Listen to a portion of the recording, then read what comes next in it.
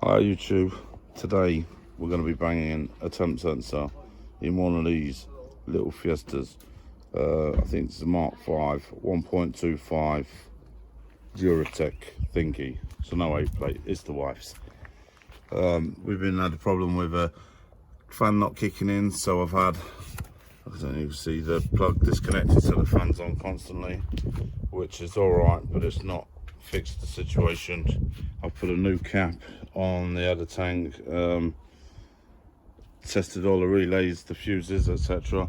So it has to be this is the only thing it can be. So we're going to go and put this on today. Now I don't know how to do this exactly. This looks like it's in the way. It's definitely going to be in my way, especially for showing you lot. So I'm going to start off by removing this airbox assembly bollocks off the top, and then we'll see where we're at then. Okay, so I don't know how clearly you can see that, but it's there. That's what we're getting at. That grey plug end there. And if we look from back here, I don't know if you can see, there's a little retaining clip that looks like it pulls up with like a pair of long nose pliers or something, and then it pulls out.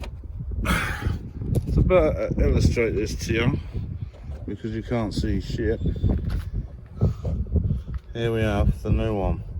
As you see, it's like pushes in, and then we've got this groove here, and that's what the doodah goes back into. I'm assuming, because as I said, I ain't done one of these on one of these before, so we'll go back to find out.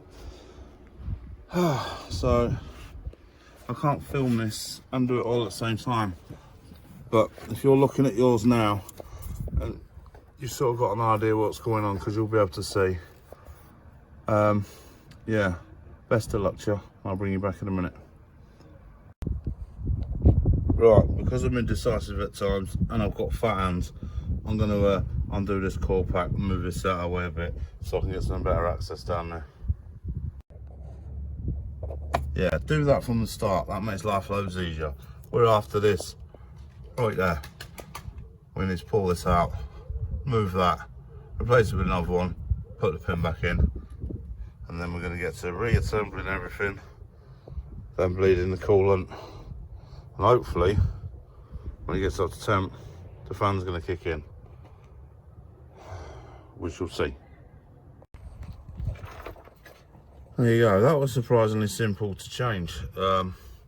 We have got coolant on the floor, so we need to wash that away to make sure that no animals go and drink it and die. But that's in, that's not leaking at the minute. But we do have to reassemble it, and then we are going to have to bleed the coolant now, because we're going to have introduced air into the system. But that's no drama. So let's reassemble, and then we'll bring you lot back again. Alright, so that's all back together. By this little pipe here that there's bushes on, I'll do that in a second. Then we're going to pop that off, we're going to top it up, we're going to start it up, we're going to do all that to get it up to something and all that crap. But first, other than before the coolant, obviously I've been running with no temp sensor, so I've got engine management light on. So we're going for the ODB 2 port there with me auto scanner light. I'm going to turn that off before I do anything else, because I don't want to start it and get it running and then remember about it and be really annoyed. So if you've got a scanner, yeah, turn it off. You should be able to do that with a cheap type scanner thing. This one's not cheap, it's about 100 quid, but this does just about everything you need. Right, so I've topped up the other tank. I topped it up more than you should do, because it's going to drop a bit once thermostat and all that cobblers does its thing.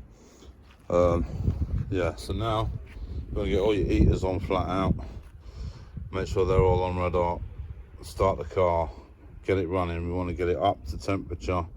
We want to make sure that all this bubbles out, we've got all the air out, top up to the correct level, redo the cap.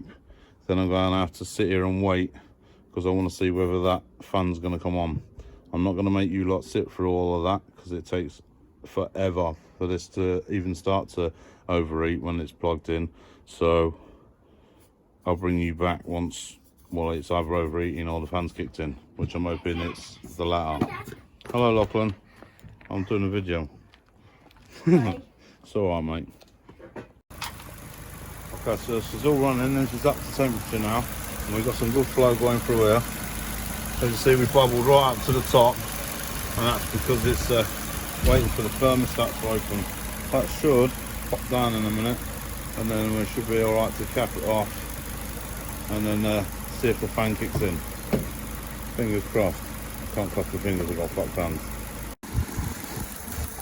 I'm guessing by the way it's just bubbled over everywhere when trying to bleed it, that this doesn't fix my problem.